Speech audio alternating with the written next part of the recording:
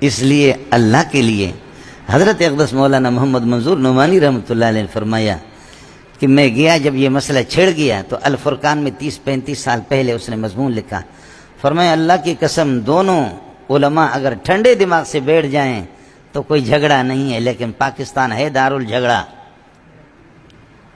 مولانا محمد منظور نعمانی نے فرمایا جھگڑا نہیں ہے لیکن فریقین ضدی ہے۔ اب آپ دیکھیں نا کہ مجھے تدریس نہیں آتی تو میں نے تو صرف حیات و ممات کا مسئلہ رٹا لگایا، یا میں نے تقلید شخصی کا رٹا لگایا، میں نے قرات خلف الامام کا، میرے مسئلے 3 ہیں۔ اگر میں اس میں صلح کروں، ٹھنڈے دماغ سے بیٹھ جاؤں، کسی سے بات کروں تو پھر اس کے بعد میں کھاؤں کہاں سے؟ میں تو مناظر اسلام اسی پر تو ہوں نا کہ میں نے 3 مسئلے رٹا لگائے۔ مجھے تدریس نہیں آتی، میں دنیا کا نالائق آدمی ہوں۔ آپ کے مناظرین حضرات کا یہی حال ہے، سمجھ رہی میں کہ نہیں؟ آپ کے مناظر حالوں کا یہی ہے مولوی صاحب۔ وہ اگر تقلید شخصی، قرات خلف الامام، آمین بالجہر، رفع یدین، ان چیزوں کو چھوڑ کر کے اس کو متکلم اسلام کون کہے گا؟ اس کو شیخ الاسلام کون کہے گا؟ وہ کھائے گا کہاں سے؟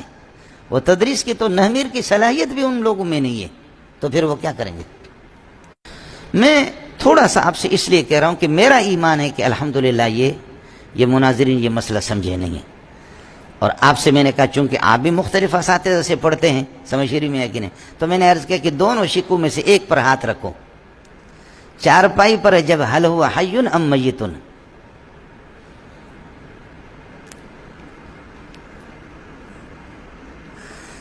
تم دوبارہ جا کر کے پیدا ہو جاؤ، پھر پڑھو، پھر پیدا ہو جاؤ، پھر پڑھو، تب بھی جواب نہیں بنے گا آپ سے۔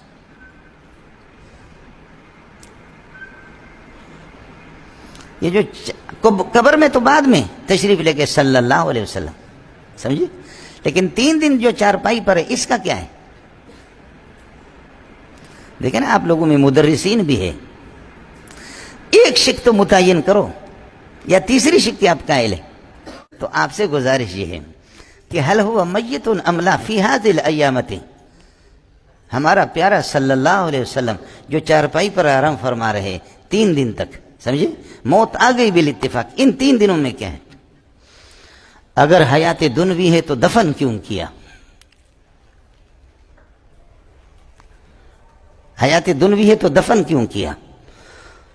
اور اگر میت ہے تو 3 دن کے مماتی تو ہو۔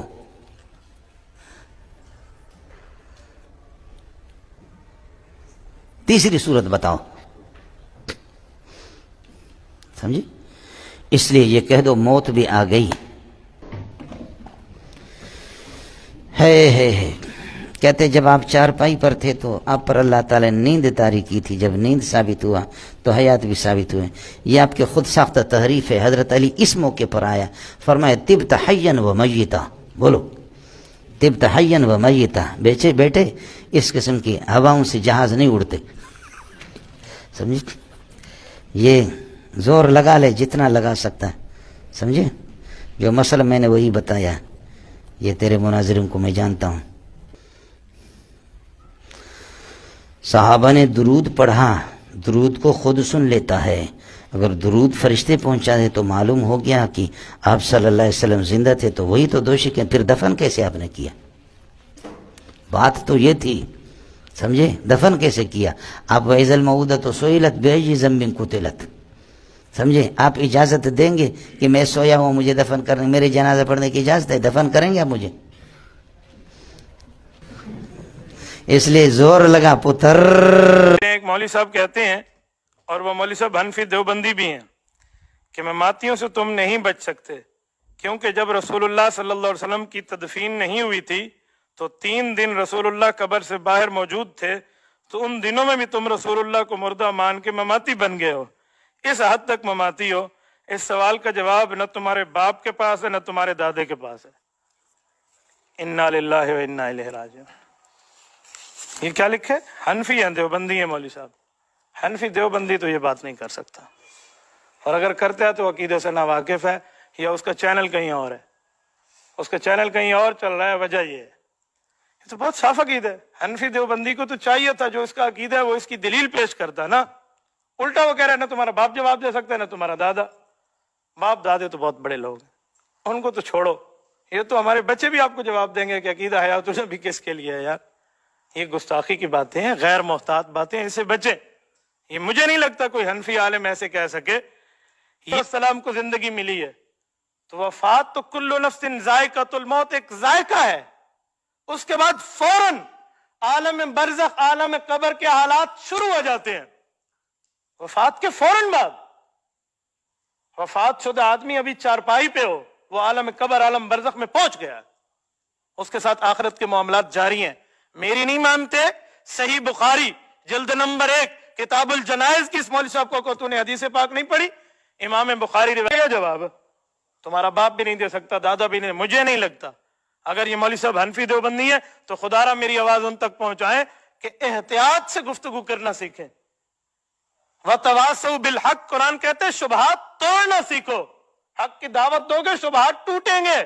یہ تو شبہات بنا رہے ہیں. شبہات بنانا حق والوں کا کام نہیں ہے، شبہات کو توڑنا حق والوں کا کام ہے. عقیدہ حیات النبی تو ایسا نظریہ ہے، یہ میرے پاس المحند اور المفند علماء دیوبند کی پہلی اجماعی دستاویز ہے. حضرت شیخ الہند مولانا محمود حسن دیوبندی سے لے کر مفتی کفایت اللہ دہلوی رحمہ اللہ تک، مفتی کفایت اللہ دہلوی سے لے کر مفتی عزیز الرحمان عثمانی تک، مفتی عزیز الرحمان عثمانی سے لے کر مولانا اشرف علی تھانوی تک رحمہم اللہ، ان سب کے تصدیقی دستخط ہیں. آپ کہتے ہو آپ کے باپ دادا جواب نہیں دے سکتے. یار یہ کوئی بات ہے؟ یہ کوئی کرنے والی بات ہے یار؟ شیشے کو ایک بار صاف کر کے منہ دیکھنا چاہیے. مجھے پتہ نہیں ہے یہ کس طرح باتیں کر رہے ہیں، ورنہ میں چہرہ دیکھ کے تھپڑ مارنا جانتا ہوں کہ چہرہ کتنا ہے اور تھپڑ کتنا ہے. سمجھانے کا انداز، یہ بیٹھ کے اس طرح کی باتیں، دیوبندی ہو کر کے دیوبندیوں کا باپ دادا جواب نہیں دے سکتا، یہ کیسی بات ہے یار؟ رسول اللہ صلی اللہ علیہ وسلم اپنی قبر میں زندہ ہے، حضور پاک اپنی قبر کے قریب سلام سنتے ہیں، دور سے پڑھا جانے والا فرشتے پہنچاتے ہیں. یہ تو علماء دیوبند کا نظریہ ہے. یہ وقتی ضرورت نہیں ہے، اسے